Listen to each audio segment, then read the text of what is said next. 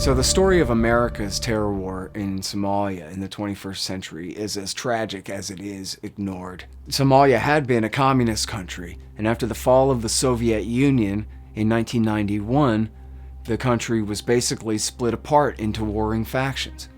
But there was actually good news. Essentially, the warlords had all exhausted themselves, and none really had the power to rule the country. You might be familiar with liberals supposedly mocking and making fun of libertarians and saying, oh yeah, freedom works so well. If you think so, you should just go and move to Somalia. But in fact, freedom really was working out. With no state, the port of Mogadishu is bustling as never before. With no state, the standard of living is rising faster than any country in sub-Saharan Africa. With no state, the telecommunications industry in Somalia is spreading more rapidly than any other country around. It wasn't done out of an ideology of Rothbardian anarcho-capitalism. It was just the de facto state of being, with very weak tribal forces doing what little governing was happening at all, as the warlords had been exhausted and marginalized. Then came George W. Bush. In 2001, after September 11th, he dispatched the Joint Special Operations Command and the CIA to Somalia to begin supporting warlords to hunt down and kill Islamists. These included the son of the bad guy, Adid, from Black Hawk Down. As long as these warlords were promising to hunt down and kill Islamists, they would get money and support and weapons from the CIA. And of course, the more money and weapons the CIA gave them, the worse of tyrants they became, lording it over their enemies, Islamist and otherwise, and building up their own power and influence. And of course, since they were warlords, the more that they did this, the more reaction and opposition they provoked. And the more opposition they provoked, the more they came to the CIA for guns and money to help to fight this growing Islamist insurgency against them, they claimed.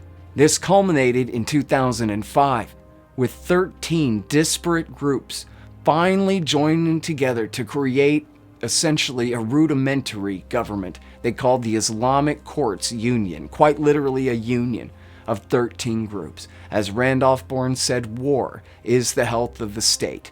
And this somewhat free society, recovering in a prosperous anarchy from communist dictatorship and poverty and misrule, now had all of that taken away and was forced to create a new state in order to throw those warlords out of the country, defeat them, and drive them out. They did, into Ethiopia. This drove the Bush administration mad.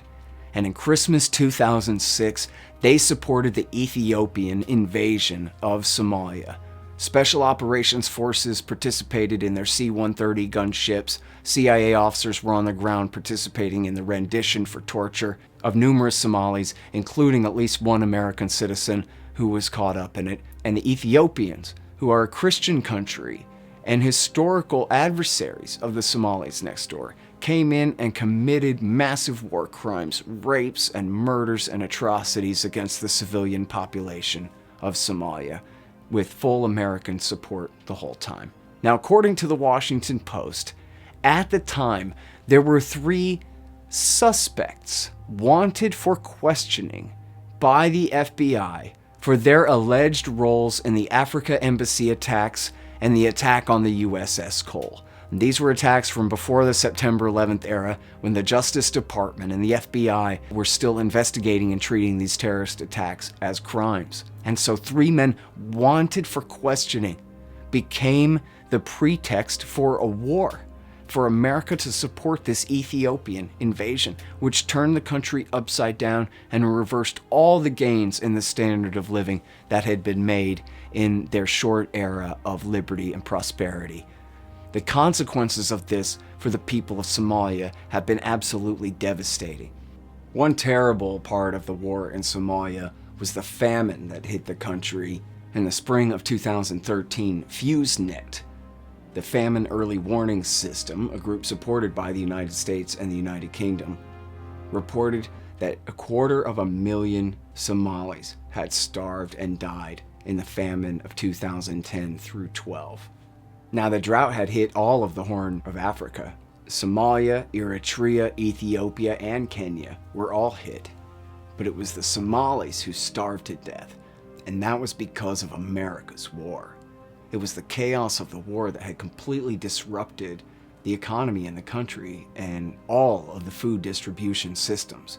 Farmers had been unable to sow their crops, and the ones who had been unable to reap them, and the ones who had no way to transport their crops to market, and there was no market to transport them to, and there were no customers, and the entire financial, economic life of the country had been thrown completely into chaos. And so instead, 250,000 people, according to FuseNet, most of them children under 5 years old, laid down and died. The most powerful nation in the history of the world, picking on the most helpless and weakest people who are absolutely unable to defend themselves in any way and who had never done anything whatsoever to the United States to provoke this. Now, another result of the war in Somalia, of course, is the rise of Al-Shabaab. When the Islamic Courts Union came together, Al-Shabaab, the youth, they were in last place in influence out of the 13 groups. Their job was to sit there and nod and do as the elders had said. But once the war began, of course, the youth are the ones who do the fighting. And as the rest of the 13 groups essentially dissolved back to their local tribal territories, Al-Shabaab were the ones who grabbed the rifles and fought the insurgency against the Ethiopian troops, at least temporarily driving them out. It was only years later when Kenyan forces invaded and forced Al-Shabaab from their base in the port city of Kismayo that they eventually resorted to begging the Saudi princelings for money, which required their declaration of loyalty to Al-Qaeda. Years, in fact 6 years or so, after the real worst of the war there had begun. 11 years after George Bush had begun to attack them in the days after September 11th.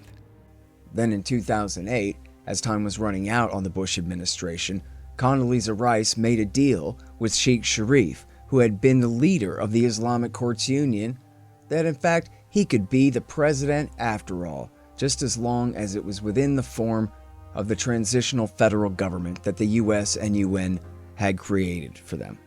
He took the deal. They kept him in power until 2012. Al-Shabaab, of course, denounced Sharif and his men as traitors and have continued their fight. And of course, Barack Obama kept the war going on the American side as well the entire 8 years that he was in power, with massive escalations in drone and special operations raids, and even launched cruise missiles from $20 billion submarines against innocent women and children in their thatched huts in the name of counterterrorism. Now to this day, America has special operations forces, has CIA drone wars, and President Donald Trump has even escalated and sent in regular army infantry to fight the war against Al-Shabaab in Somalia.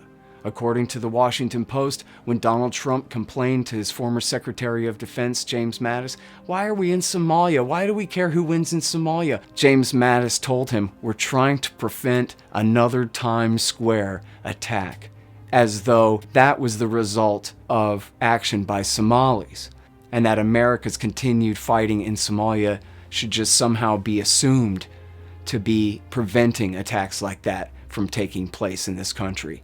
Donald Trump didn't seem to buy it and continued to object.